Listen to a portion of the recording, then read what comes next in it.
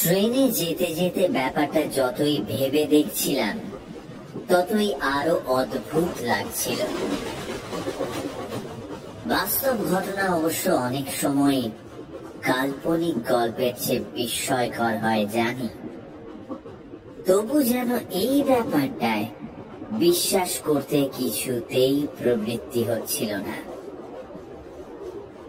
দুদিন আগেই বিমলের সঙ্গে আমার মেসের ঘরে প্রায় 1টা পর্যন্ত জেগে তুমুল তর্ক করেছি। শেষ পর্যন্ত এ বয়সের তর্কাতর্কির যা পরিণাম হয় তাও আমাদের বচসায় হয়েছে। দুজনেরই জেদ ও রাগ বেড়ে গেছে এবং পরস্পরকে যা তা বলে যুক্তির অভাব পূরণ করেছি। আমি বলেছি, যেমন বুনোদের দেশে জঙ্গলের মাঝে থাকিস তেমনই জঙ্গলি বুদ্ধি হয়েছে। বিমল বলেছে, শহরের মাঝখানে ইলেকট্রিক লাইটের তলায় বসে ভাটফাটায় সবাই মারতে পারে। এক রাত ভেরেন্ডির জঙ্গলের ধারে মাহুরি কুঠিতে কাটাতে পারলে বুঝতাম। হেসে উঠে বলেছিলাম, কাটাবার কি দরকার? তোর ভূত শহর আর ইলেকট্রিক লাইটকে এবার ডরায় কেন? বেছে বেছে যত পোড়ো বাড়ি আর জঙ্গলে না থেকে সেই তো এখানে এলেই পারে। বিমল চটে উঠে জবাব দিয়েছে, তার গায়ে পড়েছে। ভূত আছে একথা তোর কাছে প্রমাণ করার জন্য তার তো মাথা ব্যথা নেই। তার না হোক, তোর তো আছে। তুই নিজে কোনোদিন মাহুরি না মুহুরি কুঠিতে তাকে দেখেছিস? রাত অবশ্য কাটাইনি, তবে বাইরে থেকে যা দেখেছি তাই যথেষ্ট। আমি এই কথার উত্তরে এমন ভাবে বিদ্রুপের স্বরে বলেছি যে বিমল মর্মাহত হয়ে চুপ করে গেছে। খানিক বাদে গম্ভীর মুখে শুধু বলেছে, সাহস থাকে তো একবার সেখানে যাস। আমি ব্যঙ্গ করে বলেছি, গেলে অন্তত মাহুরি কুঠির বাইরে থাকবো না। পরের দিন সকালে অবশ্য আমাদের এই তর্ক নিয়ে মন কষাকষির কোনো চিহ্ন আর ছিল না। বিমল সকালে ট্রেনেই তার কাজের জায়গায় চলে যাবে, আমি স্টেশনে তাকে তুলে দিতে গিয়েছিলাম। আগের রাতের তর্কের কথা দুজনে ভুলেও একবার উত্থাপন করিনি, কিন্তু কে জানত সে তর্কের জের অমন করে মেটবার নয়। দুদিন বাদেই আমাকে সত্যি সত্যি ভেরেন্ডির জঙ্গলের উদ্দেশ্যে রওনা হয়ে পড়তে হবে। তাই বা কে ভেবেছিল?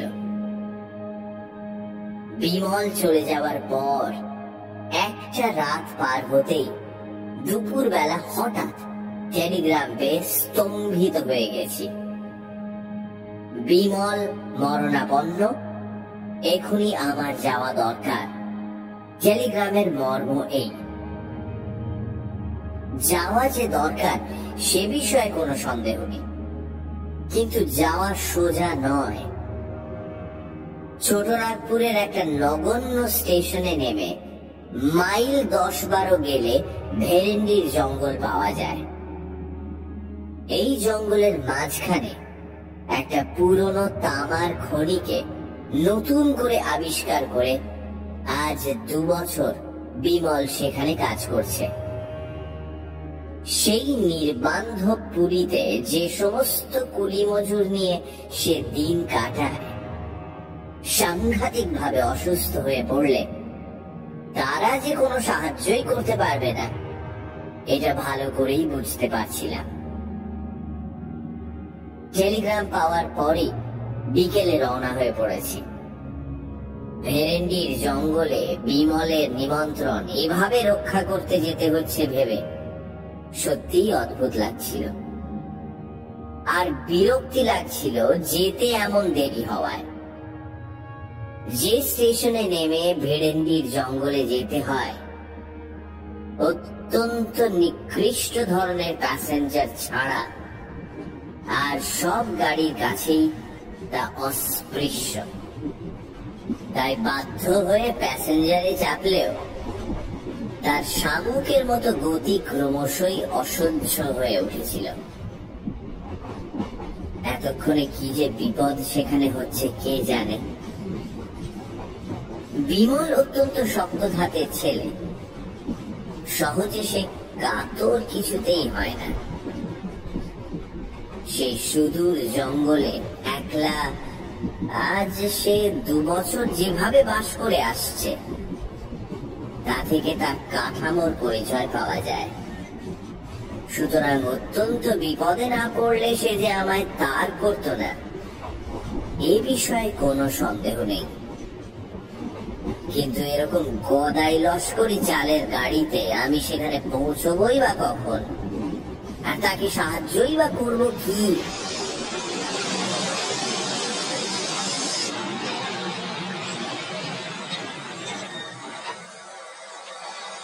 বিকেল বেলা যে গাড়ি রওনা হয়েছিল সমস্ত রাত গুটি গুটি করে চলে ভোর প্রায় 4টের সময় টিনের চাল দেওয়া নিতান্ত আক্ষুরে চেহারার একটি স্টেশনে সে গাড়ি আমায় নামিয়ে দিলে।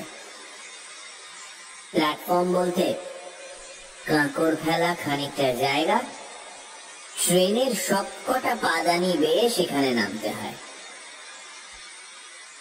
স্টেশন নয়, মনে হলো যেন জনহীন কোনো প্রান্তরে নেমেছি। শীতের রাত্রে ভোর 4টের সময় বেশ অন্ধকার থাকে, তার উপর গাঢ় কুয়াশায় স্টেশনের একটি মিটমিটে তেলের বাতি প্রায় অদৃশ্যই হয়ে গেছে। প্ল্যাটফর্মে জনমানব কেউ আছে বলে মনে হলো না।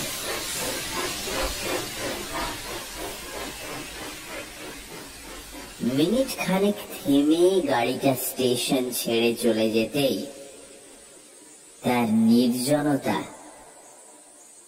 আরো যেন ভয়াবহ হয়ে উঠল। ট্রেনের আলোয় ও আওয়াজে নিজের নিঃসঙ্গতা এতক্ষণ এমন স্পষ্টভাবে বুঝতে পারিনি। কিন্তু এই স্টেশন থেকে বেরোতে তো হবে। ভেরেন্ডির জঙ্গলের রাস্তা এখান থেকে 10-12 মাইল দূর, এইটুকু মাত্র জানি। কোন দিকে যে যেতে হবে সে সম্বন্ধে কোনো ধারণাই নেই। জিজ্ঞাসাই বা করি কাকে? টিকিট চাইতেও তো কেউ আসে না। স্টেশনের অস্পষ্ট বাতিটার দিকে এবার এগিয়ে গেলাম। স্টেশনের ঘরে কোনো না কোনো লোক নিশ্চয়ই আছে। সত্যি একেবারে আঁতকে উঠে দাঁড়িয়ে পড়লাম। মানুষ নয়, যেন বাঘের গলার আওয়াজ। পেছন ফিরে কুয়াশায় ঘোলাটে একটা নীল আলো ছাড়া কিন্তু কিছুই প্রথমটা দেখতে পেলাম না। নীল আলোটা আরো একটু কাছে এগিয়ে আসার পর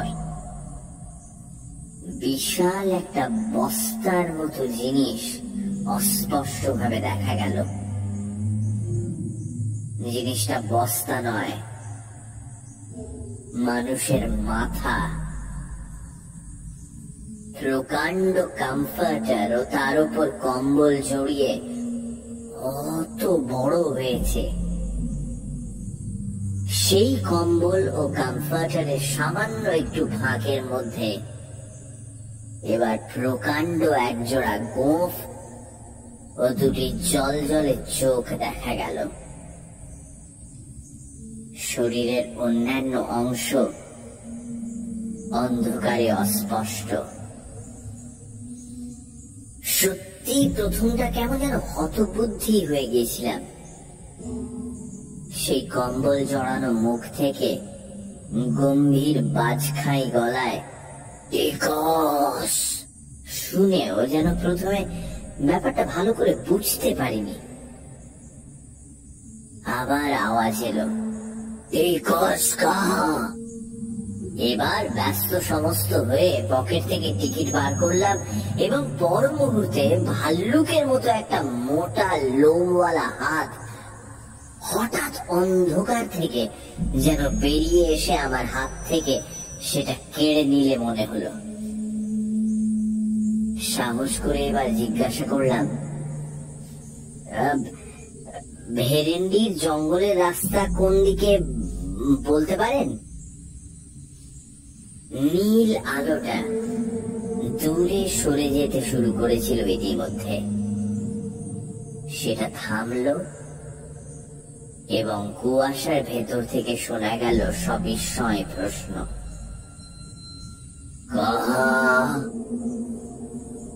ভেরেন্ডির জঙ্গল, যেখানে তামার খনি আছে। নীল আলোটা আমার কাছে সরে এলো। কমফর্টার ও কম্বলের বস্তার তলা থেকে দুটি চোখ আমায় তীক্ষ্ণ সবিস্ময় দৃষ্টিতে লক্ষ্য করছে। বুঝতে পারছি না ব্যাপারটা কি।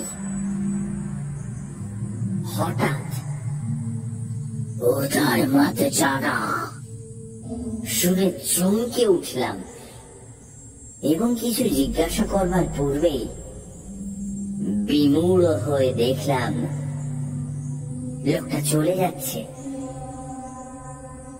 পর মুহূর্তে নীল আলোটাই হঠাৎ বোধহয় নিভে গেল। অন্ধকারে অন্তত আর কিছু দেখা গেল না। কিন্তু আমার এখন প্ল্যাটফর্মে দাঁড়িয়ে থাকলে তো চলবে না। স্টেশনের সেই আলোটি লক্ষ্য করে আবার এগিয়ে গেলাম। সেই আলোর কাছেই বাইরে বেরোবার গেটটা পেয়ে তবু আশ্বস্ত হওয়া গেল পাশেই স্টেশনের একটি মাত্র ঘর। ভেতর থেকে টেলিগ্রাফের টরেটক্কা আওয়াজ আসছে। গেট দিয়ে বেরোতে বেরোতে কৌতূহল ভরে একবার জানলা দিয়ে উঁকি মেরে সত্যি বিস্মিত হলাম। একটা কলি বা চাপরাশিরও সেখানে দেখা নেই। বাইরেও কুয়াশাচ্ছন্ন অন্ধকার। শুধু একটা অস্পষ্ট পায়ে চলা পথের ধূসর ধোঁয়াটে রেখা কোন রকমে চেনা যাচ্ছে। আপাতত আর কোনো পথ না দেখতে পেয়ে সেইটিকে অনুসরণ করাই যুক্তিসঙ্গত মনে হলো। খানিক বাদেই অন্ধকার কেটে গেলে আর ভাবনার কিছুই থাকবে না। তখন কাউকে জিজ্ঞাসা করে নিলেই চলবে। কিন্তু আকাশ পরিষ্কার হওয়া সত্ত্বেও কাউকে জিজ্ঞাসা করবার সুবিধা কিছুই হলো না। এরকম নির্জন পথ কোথাও আছে বলে জানতাম না। চারিধারে বিশাল ঘন জঙ্গল, একেবারে নিস্তব্ধ। মানুষ দূরের কথা, এই ভোরের বেলা একটা পাখির আওয়াজও সেখানে শোনা যায় না। সৌভাগ্যের কথা, জঙ্গলের মধ্যে পায়ে চলার দু একটা রেখা ছাড়া এই পথ কোথাও দুভাগ হয়ে যায়নি। ঘন্টা চারেক চলার পর পথ ক্রমশ উপরে উঠেছে বুঝতে পারলাম। জঙ্গলও সেখানে আরো নিবিড়। একটা চড়াই পার হয়ে দূরে একটা পাথুরের ঢিবির ধারে ছোট একটা বস্তির মতো দেখতে পাওয়া গেল। সে বস্তির পেছনে একটা বিশাল ভাঙা পোড়ো বাড়ি পাথুরে ঢিবির সঙ্গে পাল্লা দিয়ে জঙ্গলের উপর মাথা তুলেছে। কাছে গিয়ে যন্ত্রপাতি ইত্যাদির চিহ্ন পেয়ে বুঝলাম সেইটাই খনি। কিন্তু এখানেও যে জনমানব নেই। খোলার চালের ঘরগুলির অধিকাংশই সকালবেলাও বন্ধ।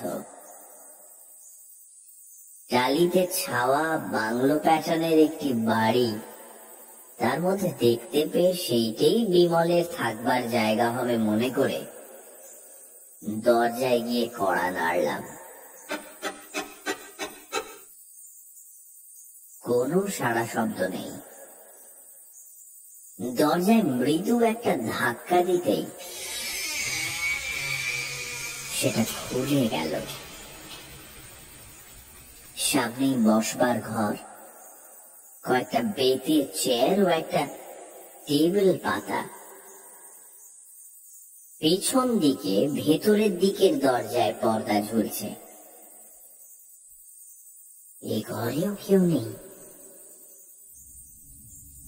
পর্দাটা সরিয়ে ভেতরে ঢুকতে যাচ্ছি এমন সময় পেছনে পায়ের আওয়াজ শুনে চমকে পেছন ফিরে তাকালাম। চমকে উঠবার কথা বটে। প্রায় 6 ফুট লম্বা অত্যন্ত রোগা ও সরু যে লোকটি ঘরে ঢুকেছে, বিজ্ঞাপনের ব্যঙ্গচিত্র ছাড়া অমন চেহারা কোথাও চোখে পড়েনি। জিজ্ঞাসা করলাম, বিমল বাবু কোথায় আছেন বলতে পারো? কোন বাবু? বিমল বাবু। আমি তার অসুখে টেলিগ্রাম পেয়ে আসছি। কেমন আছেন এখন? ইঞ্জিনিয়ার বাবু কমাইতে বলে লোকটা হাতের ও মুখের অপরূপ একটা ভঙ্গি করলে। কিছু বুঝতে না পেরে বললাম, ইঞ্জিনিয়ার বাবুই হলো, কিন্তু তিনি কোথায়? লোকটা আমার দিকে খানিক অদ্ভুত ভাবে তাকিয়ে থেকে যা বললে তার মর্ম বুঝতে আমার মিনিট 2 লাগলো, এবং তারপর স্তম্ভিত হয়ে আমি ঘরের একটি চেয়ারে বসে পড়লাম। ধীরে ধীরে তারপর সমস্ত ব্যাপারটাই শুনলাম। আমি টেলিগ্রাম পেয়ে যখন ট্রেনে রওনা হয়ে পড়েছি, তখন বিমল এ জগৎ থেকেই রওনা হয়ে গেছে। সবচেয়ে আঘাত পেলাম যেভাবে সে মারা গিয়েছে তার বিবরণ শুনে। এক হিসেবে আমি তার মৃত্যুর জন্য দায়ী, কারণ কোনো অসুখে বিমল মারা যায়নি। তার মৃত্যু অত্যন্ত রহস্যজনক।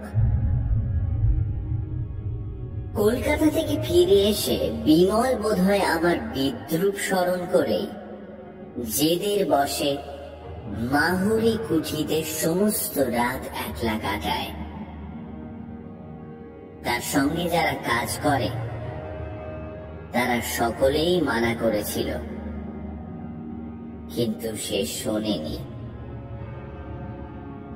শেষ রাত্রে অদ্ভুত একটা গোঙানি শুনে তার বেয়ারা রামদিন ঘর থেকে বেরিয়ে এসে বাইরের মাঠে বিমলকে অচৈতন্য অবস্থায় পড়ে থাকতে দেখে। ধরাধরি করে তাকে ভিতরে তুলে আনার পর দেখা যায় তার মাথায় গভীর আঘাতের চিহ্ন, গায়েও নানা জায়গায় দাগ আছে। সে নিজেই পড়ে যাক বা কেউ তাকে ফেলে দিয়ে থাকুক, কোনো উঁচু জায়গা থেকে পড়ার দরুন যে তার মাথায় দারুণ চোট লেগেছে এ বিষয়ে কোনো সন্দেহ ছিল না। অনেক সেবা শুশ্রূষার পর সকালের দিকে আধ ঘন্টাটা তার জ্ঞান হয়েছিল। সেই সময় সে আমায় টেলিগ্রাম করতে বলে, কিন্তু তারপর উন্নতির বদলে ক্রমশ তার অবস্থা খারাপের দিকে যেতে থাকে। বিকেল 4টের সময় সে মারা যায়। এদেশের লোকের, বিশেষত অশিক্ষিত কুলি মজুরদের কুসংস্কার অত্যন্ত বেশি।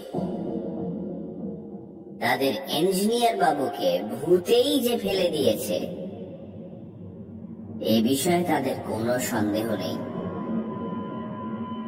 সেই জন্য বিমলের মৃত্যুর পর তার সৎকার করেই তারা সদল বলে খনির বস্তি থেকে চম্পট দেয়। আমি সেই জন্যই সকালে এসে কাউকে কোথাও দেখতে পাইনি। বেচারা রামদিনও পালিয়েছিল। যাওয়ার সময় তবু বুদ্ধি করে সে স্টেশনে আমার ঠিকানায় আর একটা তার করে দেয়। আগেই রওনা হওয়ার দরুন আমি সে তার পাইনি। যে স্টেশন মাস্টার সে তার নিজের হাতে পাঠিয়েছিল, তার অদ্ভুত আচরণের ও কথাবার্তার মানে এবার যেন একটু বোঝা গেল। যার কাছে সমস্ত খবর পেলাম, ব্যঙ্গচিত্রের চেহারার মতো চেহারার অদ্ভুত সেই লোকটি রামদিন। আজ সকালবেলা সে সাহস করে বাবুর জিনিসপত্রের তদারক করতে কিংবা চুরির মতলবে যে কারণেই হোক ইঞ্জিনিয়ার বাবুর কুঠিতে এসেছে। সমস্ত ব্যাপার শুনবার পর আমার মনের অবস্থা যা হলো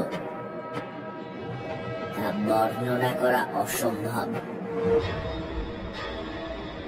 বিমলের এই পরিণামের কথা আমি স্বপ্নেও ভাবতে পারিনি, কিন্তু এ ব্যাপারের পর চুপ করে চলে যাওয়াও আমার পক্ষে অসম্ভব। ভূতই হোক আর যাই হোক, এ ব্যাপারে রহস্য ভেদ আমায় করতেই হবে। আমার সংকল্প আমি তখনই ঠিক করে ফেলেছি।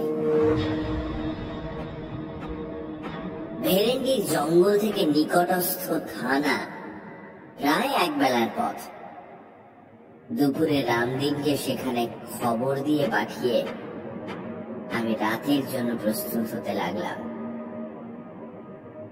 আর কিছুর জন্য না হোক, অন্তত বিমলের কাছে দেওয়া আমার প্রতিশ্রুতি রাখার জন্যই মাহুরি কুঠিতে এক রাত আমায় কাটাতেই হবে। তার জন্য আয়োজন অবশ্য বেশি কিছু করবার নেই। শুধু একটা জোরালো বৈদ্যুতিক টর্চ ও একটা ছোট লোহার রডই আমি সঙ্গে নেব ঠিক করলাম। সন্ধ্যের আগে রামদিনের ফিরে আসবার কথা, কিন্তু রাত প্রায় 7টা হয়ে গেলেও তার কোনো পাত্তা পাওয়া গেল না। মুখে আমায় কথা দিলেও ভূতের ভয়ে সে যে শেষ পর্যন্ত সরে পড়েছে বুঝতে পারলাম। কিন্তু পুলিশের লোকেরও দেখা নেই কেন? রামদিন কি থানায় খবরও তাহলে দেয়নি? জঙ্গলের মাঝে পরিত্যক্ত খনির বস্তিতে আমি সম্পূর্ণ একা। রাত 9টা বাজবার পর আর অপেক্ষা করতে পারলাম না।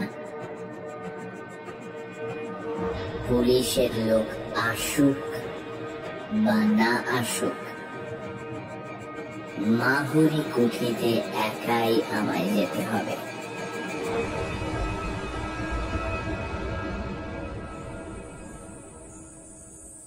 বিমলের বাংলো থেকে মাহুরি কুঠি বেশি দূর নয়। দিনের বেলা বাড়িটিকে ভালো করে লক্ষ্য করে দেখেছি। প্রকাণ্ড দোতলা 2 মহলা কুঠি। কি খেয়ালে যে এখানে এত বড় বাড়ি কেউ নির্মাণ করেছিল বোঝা কঠিন। বাড়িটির অবশ্য অত্যন্ত ভগ্ন দশা। বড় বড় গাছ তার দেয়াল ভেদ করে বেড়ে উঠেছে। বাইরের দিকের ঘরগুলির জানলা দরজার চিহ্ন আর নেই। এই শুকনো দেশেও ভেতরের ঘরগুলিতে শ্যাওলা ও আগাছা জন্মেছে প্রচুর। ভাঙা দেউড়ি দিয়ে বাইরের মহল পার হয়ে গেলে ভেতরের বিশাল মহলে ওপর নিচে অসংখ্য গোলক ধাঁধার মতো যে সমস্ত ঘর পাওয়া যায়, দিনের বেলাতেও সেগুলি অন্ধকার। দরজা জানলা অধিকাংশেরই নেই, যেগুলির আছে সেগুলিও কবজা থেকে খুলে পড়েছে। আসবাবপত্র অনেক ঘরে এখনো অত্যন্ত জীর্ণ অবস্থায় টিকে আছে। শুধু বোধহয় ভূতের ভয়ে চোরও সেখানে প্রবেশ করেনি বলে। অমূলক ভয় আমার নেই, তবুও টর্চ হাতে বাইরের দেউড়ি দিয়ে মাহুরি কুঠিতে প্রবেশ করবার সময় নিজের অনিচ্ছা সত্ত্বেও গা যে ছমছম করে উঠেছিল তা স্বীকার করতে বাধ্য হচ্ছি। এমন গাঢ় জমাট অন্ধকারের সঙ্গে পরিচয় আমার সত্যি কখনো হয়নি। টর্চের আলোতে যেন সবলে তাকে কেটে বেরোতে হচ্ছে। বাইরের মহলের ওপর নিচের সমস্ত ঘরগুলো ঘুরে দেখে ভেতরের মহলে ঢুকলাম। নিচের ঘরগুলোর দুর্দশা অত্যন্ত বেশি। আগাছায় মেঝে প্রায় ছেয়ে গেছে। ইট সুরকি পাথর জায়গায় জায়গায় পড়ে আছে স্তূপাকার হয়ে। ঘরগুলিতে ঢোকাও বিপজ্জনক। সে সমস্ত ঘর ছেড়ে এবার ভগ্নপ্রায় সিঁড়ি দিয়ে দোতলায় উঠলাম। দোতলার ঘরগুলি এখনো অনেকটা ভালো অবস্থায় আছে। একটার পর একটা ঘর টর্চের আলোয় ভালো করে পরীক্ষা করে যেতে যেতে কিন্তু অস্বাভাবিক কোনো কিছুই দেখতে পাচ্ছিলাম না। বিমলের মৃত্যুর রহস্য এ বাড়ির সঙ্গে জড়িত না থাকলে অনায়াসে মনে করা যেত যে নেহাত কুসংস্কারের দরুন এখানকার লোক এই পোড়ো বাড়িটাকে এমন বিভীষিকাময় করে তুলেছে। বাড়িটির একটি বিশেষত্ব অবশ্য আগেই উল্লেখ করেছি। ঘরগুলি এমন বিশৃঙ্খল ভাবে সাজানো, যেখানে সেখানে দরজা ঘুলঘুলি প্রভৃতি এমন ভাবে বসানো যে সব শুদ্ধ একটা বিরাট গোলক ধাঁধা বলে মনে হয়। এক ঘর থেকে আরেক ঘরে যেতে যেতে পথ গুলিয়ে ফেলবার সম্ভাবনা এখানে অত্যন্ত বেশি। সম্প্রতি সত্যি তাই গুলিয়ে ফেলেছি বলে মনে হচ্ছিল। খানিক আগে যে ঘর ছেড়ে গেছি সেই ঘরেই আবার ঘুরে এসে সবিস্ময়ে তখন দাঁড়িয়ে পড়েছি। ওপরে উঠবার সিঁড়িটাও যে ঠিক কোন দিকে হবে বুঝতে পারছিলাম না। খানিক চুপ করে দাঁড়িয়ে থেকে মাথাটা ঠিক করে নিয়ে আবার এগুতে যাব এমন সময় পায়ে যেন কি একটা ঠেকলো। টর্চের আলো সেখানে ফেলে বিস্মিত হয়ে গেলাম। জিনিসটা আর কিছু নয়, একটা চামড়ার ব্যাগ। কিন্তু এই ব্যাগটির সঙ্গে আমি পরিচিত। কলকাতায় বিমলের কাছে আমি এটা দেখেছি এবং তার সুন্দর চামড়ার কাজের প্রশংসা করেছি। ব্যাগটা কুড়িয়ে নিয়ে খুলে ফেলে আরো আশ্চর্য হয়ে গেলাম। ব্যাগের ভেতর একটি খোপে সুতো দিয়ে বাঁধা একতাড়া করকরে নতুন 10 টাকার নোট, আরেকটি খোপে খুচরো কয়েকটি টাকা পয়সা ও একটি ছোট কাগজের টুকরো। এই কাগজের টুকরোটি দেখেই আমি চিনলাম। নিজের হাতে বিমলকে এই কাগজে আমার ঠিকানা আমি দিয়েছিলাম। বিমল তার মৃত্যুর আগের রাত্রে এই ঘরে যে ঢুকেছিল, এই বিষয়ে আর কোনো সন্দেহই নেই। কিন্তু এই ব্যাগ তার পকেট থেকে পড়লই বা কি করে? আর কোন শত্রুর হাতে যদি তার প্রাণ গিয়ে থাকে, তাহলে তারা এই ব্যাগ ছুঁয়নি বা কেন?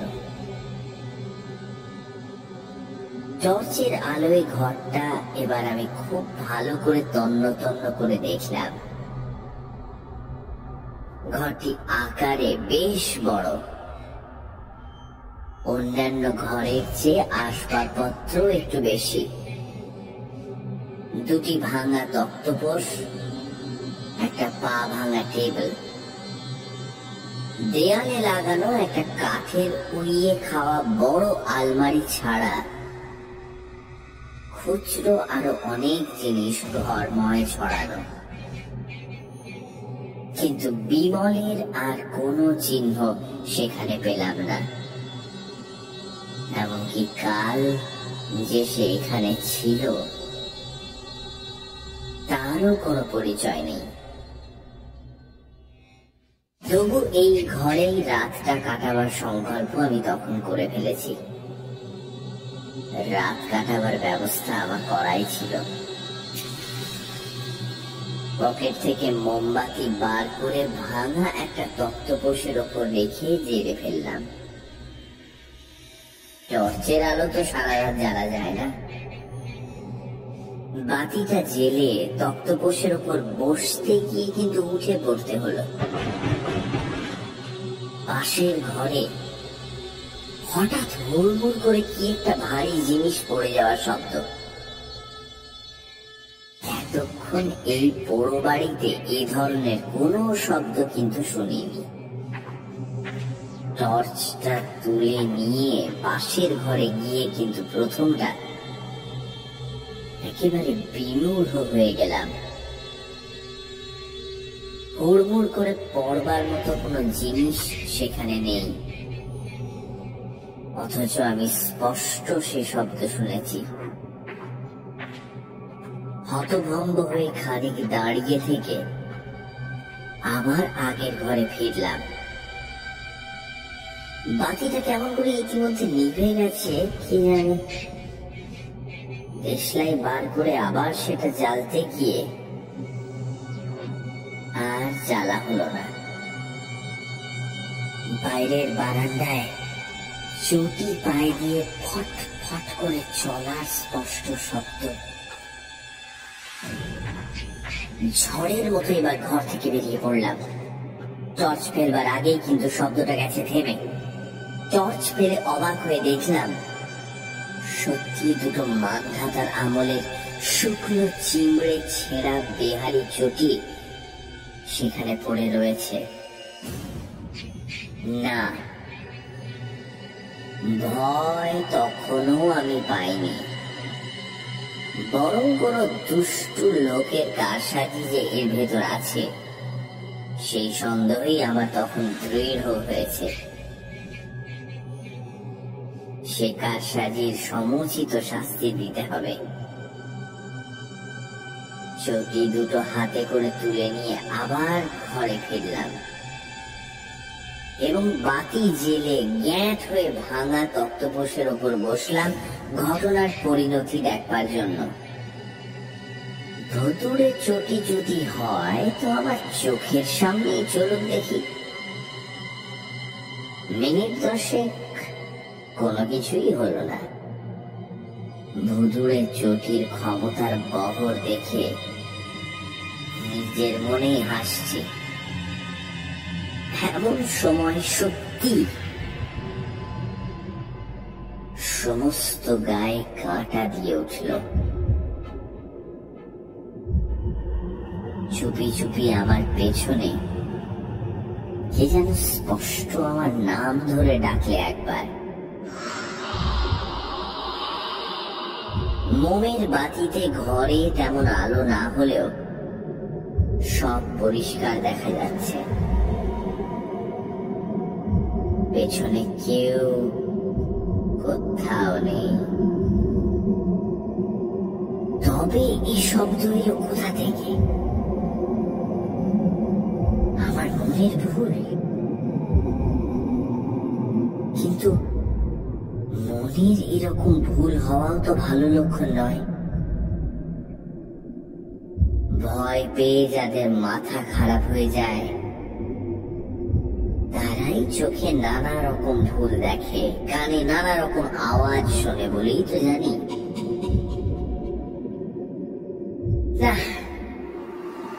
আরো সতর্ক এবং সজাগ হয়ে থাকতে হবে এবার। নিজের মনের ভুলে ভয় পাওয়ার মতো লজ্জাকর ব্যাপার আর কিছু হতে পারে না। হাতের ঘড়িটার দিকে চেয়ে দেখলাম রাত প্রায় 12:30। এতক্ষণ শুধু ঘরগুলো ঘোরাফেরা করতেই কেটে গেছে, বুঝতে পারিনি শীতকালের ভোর হতে এখনো প্রায় 6 ঘন্টা বাকি। এই 6 ঘন্টায় শুধু ঘুমে চোখ না জড়িয়ে আসে এইটুকু দেখতে হবে। বসে থাকলে পাছে ঘুম আসে বলে এবার ঘরে পায়চারি করবার জন্য উঠে দাঁড়ালাম। কিন্তু কি আশ্চর্য, আমার প্রত্যেক পা ফেলার শব্দের সঙ্গে সঙ্গে বাইরে যেন আরেকটা শব্দ শোনা যাচ্ছে। সে যদি কারো পায়ের শব্দ হয় তাহলে তার চেহারাখানা যে কি রকম কল্পনা করাও কঠিন। বারান্দায় একটা হাতি হাঁটলেও বোধহয় অমন শব্দ হতো না। পায়চারি করতে করতে ইচ্ছে করে একবার থমকে দাঁড়ালাম। বাইরের শব্দ গেল থেমে। আবার চলতে শুরু করার সঙ্গে সঙ্গে সে শব্দ শোনা গেল। এবার বাইরে ব্যাপারটা দেখতে যেতেই হলো। টর্চ নিয়ে সমস্ত পথটা কিন্তু তন্ন তন্ন করে বৃথাই খুঁজে দেখলাম। ফিরে এসে দেখি আবার আলো গেছে নিভে। না, ব্যাপারটা ক্রমশই বিরক্তিকর হয়ে দাঁড়াচ্ছে। দেশলাইটা বার করেছি এমন সময় আলো ছিল না। মিথ্যে কথা বলে লাভ নেই। সমস্ত শিরদাঁড়া বেয়ে একটা যেন বরফ গলানো জলের স্রোত নেমে গিয়ে সমস্ত শরীর অবশ করে দিল। এই যে স্পষ্ট বিমলের গলা। খানিক্ষণ শুকনো গলা দিয়ে কোনো আওয়াজ বেরোলো না। তারপর জড়িত স্বরে কোন রকমে বললাম, কে তুমি? আমি আমি বিমল। দোহাই তোমার, আলো জেলো না। কেন? তাহলে আমার আর এখানে থাকা হবে না। তোমাকে দুটো কথা বলে যেতে চাই, তাও বলে যেতে পারবো না। তুমি ভয় পেয়েছো ভূপেন? ধরা গলায় ঢোক গিলে বললাম, না। তাহলে টর্চ না জেলে এগিয়ে এসে এই তক্তপোষ্ঠায় বসো। আমি হাতড়ে হাতড়ে তক্তপোষ্ঠায় এসে বসলাম। অন্ধকারে আবার শোনা গেল, তুমি আসাতে কি খুশি যে হয়েছি বলতে পারি না। কথাটা শুনে নিজে যথেষ্ট খুশি না হলেও বললাম, তাই নাকি? হ্যাঁ, তুমি না এলে আমার এখানে কতকাল বন্দি হয়ে থাকতে হতো কে জানে। কেন? দুটো দরকারি কথা না বলে আমি পৃথিবী ছেড়ে যেতে পারছিলাম না। পৃথিবী ছেড়ে কোথায়? খানিকক্ষণ কোনো উত্তর পাওয়া গেল না। আবার জিজ্ঞাসা করলাম, কোথায় বললে না? সে কথা জানতে চেও না, তোমাদের জানবার অধিকার নেই। কিন্তু তুমি কি বরাবর এখানে আছো? বরাবর, যতক্ষণ তুমি এসেছো তোমার পাশে পাশে ঘুরে বেরিয়েছি। এখন একটু তোমার পাশে বসবো? তাড়াতাড়ি বললাম, না না, কি দরকার। কিন্তু ওসব শব্দ টব্দ কি তুমি করছিলে? আমি? না না, আমি নয়, ওরা ওরা সব করেছে। সব ভয়ে, সব বিস্ময়ে বললাম, ওরা? হ্যাঁ, ওরাও আছে। ওরা ওইরকম করতে ভালোবাসে, আমার কিন্তু ভালো লাগে না। তবে থামলে কেন? তবে তবে অনেকদিন পৃথিবীতে থাকতে হলে বিরক্তি আসে, তখন সব বদখেয়াল হয়। ওরা কি অনেক দিন আছে? অনেক দিন। যোধমান তো মানসিংহের সঙ্গে মনসবদার হয়ে এসেছিল, আর দেবদত্ত অশোকের সময়। এতদিন ওরা কেন এখানে আছে? কি করবে? মায়ার বন্ধন। যোধমাল এখানকার এক রাজকোষ লুট করবার সময় দামি একটা মতির মালা পেয়ে এক জায়গায় লুকিয়ে রেখেছিল।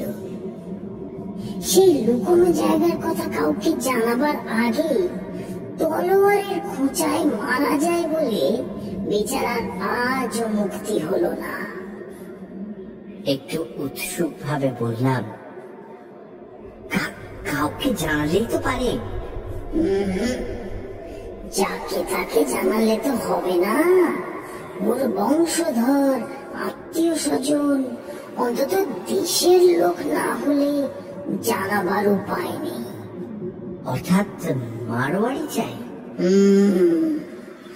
মারোয়ারিরা আবার এধার মারায় না। যোধমাল সম্বন্ধে নিরুৎসাহ হয়ে বললাম, আর দেবদত্ত? দেবদত্ত? দাঁড়াও, জিজ্ঞেস করে দেখি। খানিকক্ষণ সব নিস্তব্ধ। তারপর শোনা গেল, দেবদত্তের উদ্ধার হওয়া আরো শক্ত। কেন? অশোকের সময় ও কি একটা মঞ্জুশ্রীর ধ্যানশ্রীর মূর্তি গড়েছিল। সেটা এখনো আবিষ্কৃত হয়নি বুঝি? কোথায় সেটা?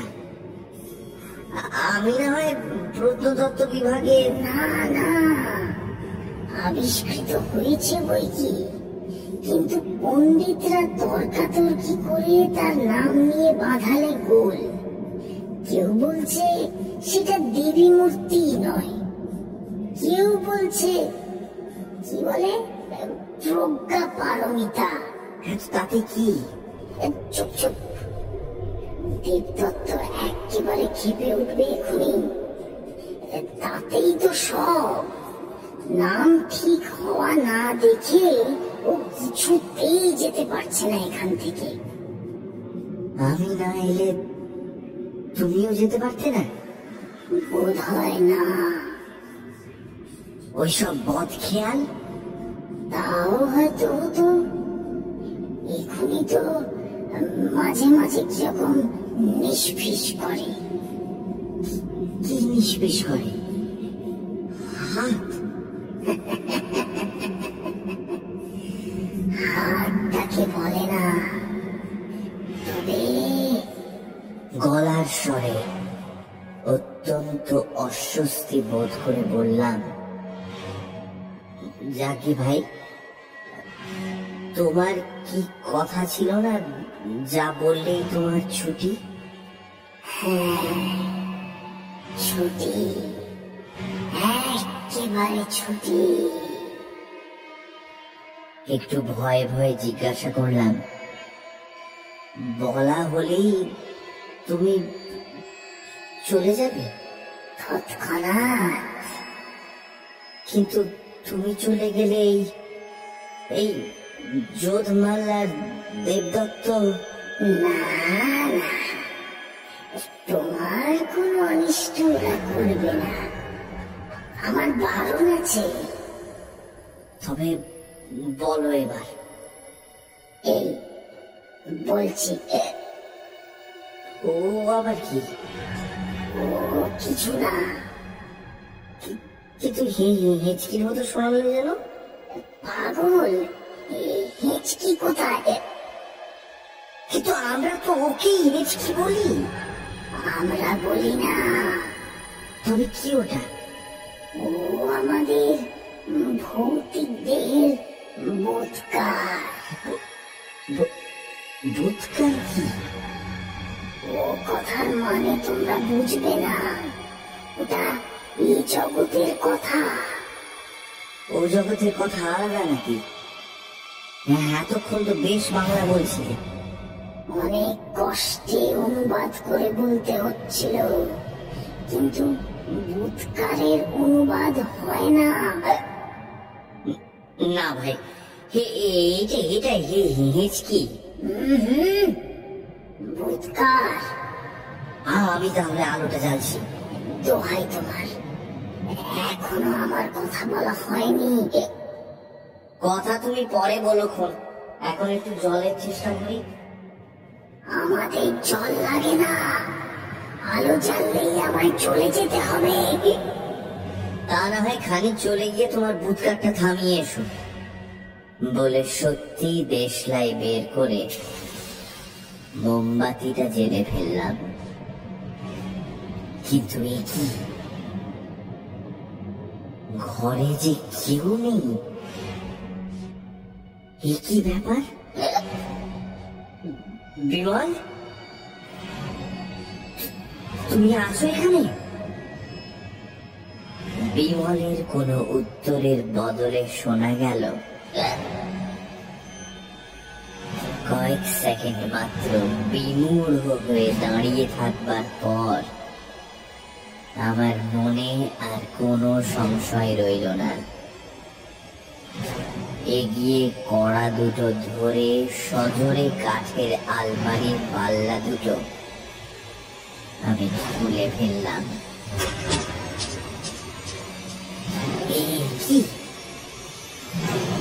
বিমল, তুমি